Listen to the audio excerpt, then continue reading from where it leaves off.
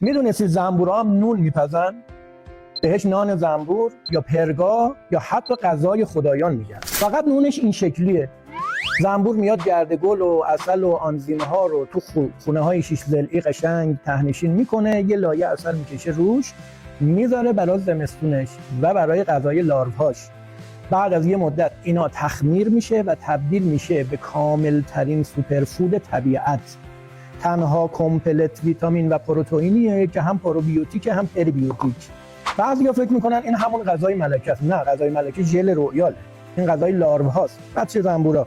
امروز یکی از پرطرفدارترین محصولات زنبور عسل مخصوصا برای ورزشکارها و گیاهخوارهاست. اگه ورزشکاری یا گیاهخواری حتما باید تو سبد غذاییت باشه. چرا؟ چون تمام نیازهای بدن رو تأمین میکنه.